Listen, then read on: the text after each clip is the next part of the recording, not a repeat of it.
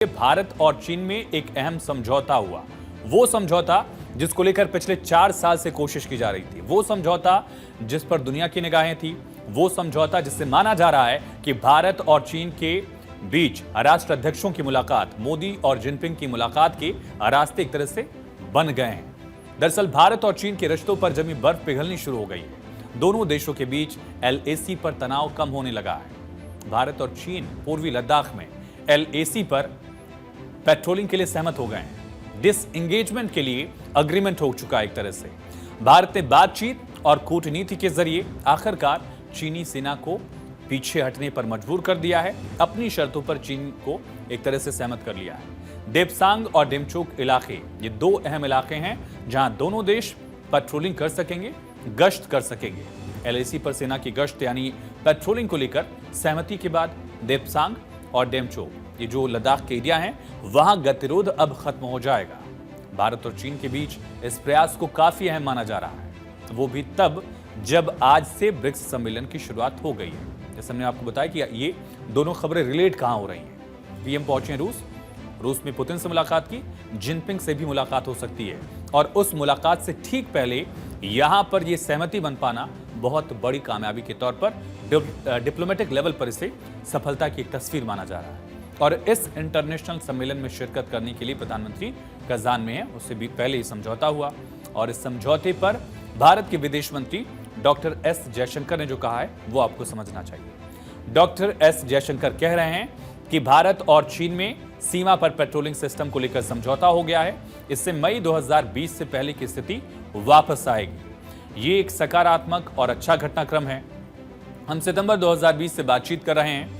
उस समय मॉस्को में चीन के विदेश मंत्री वांग यी से मुलाकात के बाद मुझे लगा था कि हम शांति और 2020 से पहले की स्थिति में वापस आ सकेंगे। तो देखिए किस रूस का ही जिक्र किया है एस जयशंकर ने भी कि रूस के राजधानी मॉस्को में सितंबर 2020 यानी कि आज से 4 साल पहले जब उन्होंने तब चीन के विदेश मंत्री से मुलाकात की थी, तब से लेकर अब तक ये बातचीत का सिलसिला अलग अलग लेवल पर हुआ है। कितनी बातें हुई कमांडर लेवल पर, कितनी बातें डिप्लोमेटिक लेवल पर हुई, ये आंकड़ा भी आपके सामने रखेंगे। लेकिन डिसएंगेजमेंट की पुष्टि भारत के साथ साथ चीन ने भी की है। चीन ने भी भारतीय विदेश मंत्रालय के दावे को पुख्ता किया है, ये बड़ी बात है। और चीनी विदेश मंत्रालय के प्रवक्ता लिन जियान ने क्या कहा है, ये समझिए। चीन का विदेश मंत्रालय कह रहा है कि भारत और चीन दोनों देशों की सीमा से संबंधित मुद्दों पर राजनयिक और सैन्य माध्यमों के जरिए यानी डिप्लोमेटिक और सेना के मोर्चे पर अलग अलग जरिए से लगातार बातचीत हो रही थी, निकट संपर्क में रहे हैं। अब दोनों पक्ष एक समाधान पर पहुंच गए हैं, जिसकी चीन बहुत सराहना करता है।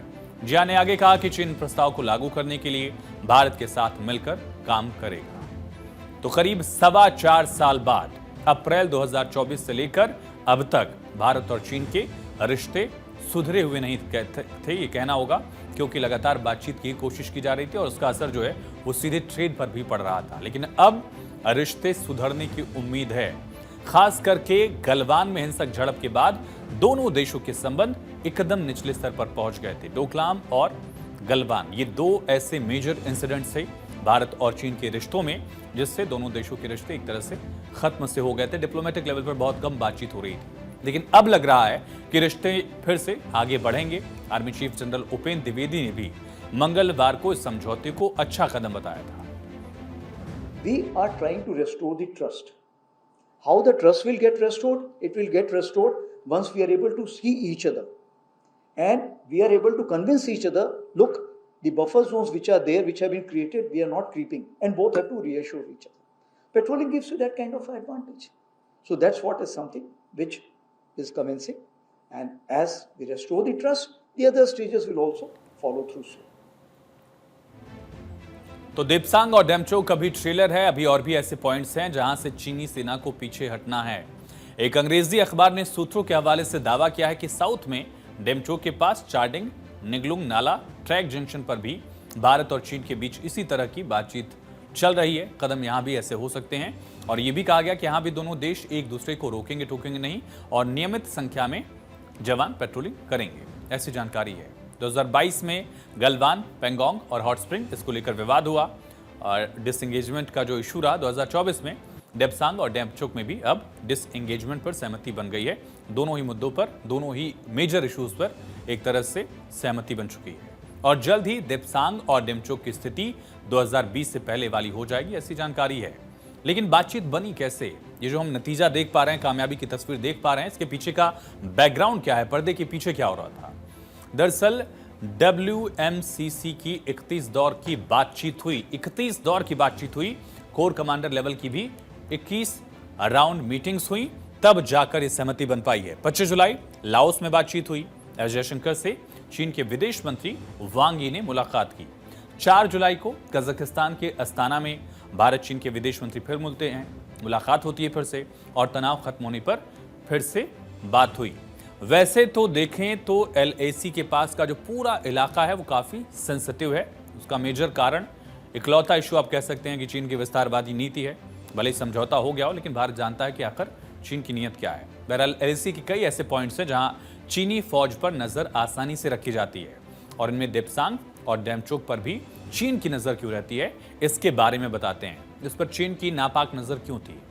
दरअसल देप्सांग से डेमचोक तक पूर्वी लद्दाख एक कटोरे जैसा दिखता है। ये पूरा एरिया जो है कटोरे जैसा है, जिसके एक और काराकोरम दर्रे की सबसे ऊंची चोटी है। इसके बाद डीबियो और फिर गलवान का इलाका पड़ता है। डीबियो को आम भाषा में दौलत बेग ओल्डी का इलाका भी कहा जाता है, जो काफी संवेदनशील इलाका है और दौलत बेग ओल्डी पर भारतीय वायुसेना की हवाई पट्टी है। ये दुनिया की सबसे ऊंची हवाई पट्टी है। रणनीतिक रूप से, सामरिक लिहाज से, सेना के लिए आसान भाषा में आप समझ लिए कि दौलत बेग ओल्डी बेहद संवेदनशील इलाका है। इसके आगे नीचे की तरफ पेंगोंग लेक है, यानी ऊपर दर्रा है, वहां दौलत बेग ओल्डी के पास हवाई पट्टी, सबसे दुनिया की जो सबसे ऊंची हवाई पट्टी है, और फिर नीचे जो है पेंगोंग लेक है। यहां से नीचे डेमचोक तक चीजें तकरीबन सपाट हैं। डेमचोक के बाद फिर से ऊंचाई बढ़ने लगती है, पहाड़ियां हैं, दर्रे हैं। डेमचोक से भारत को मिलता है सिंधु नदी पर नियंत्रण। इस वजह से ये अहम है। एक तो नदी पर कंट्रोल है, हवाई पट्टी सबसे ऊंची है वहां, और पूरा एरिया जो है वहां से पूरा चीन का एक मेजर हिस्सा जो है, बड़ा हिस्सा जो है, उस पर नजर रखी जा सकती है। बहरहाल 15 जून 2020 को गलवान में चीनी सैनिकों के बीच, भारत और चीनी सैनिकों के बीच हिंसक झड़प हुई। दोनों देशों के रिश्ते खराब हो गए। भारत ने लगातार चीन पर दबाव बनाए रखा, उसका नुकसान चीन को ट्रेड में हुआ, इसका असर अब दिख रहा है। ब्रिक्स सम्मेलन से पहले चीन ने डिसएंगेजमेंट के लिए तैयारी अपनी दिखाई, सहमति जताई।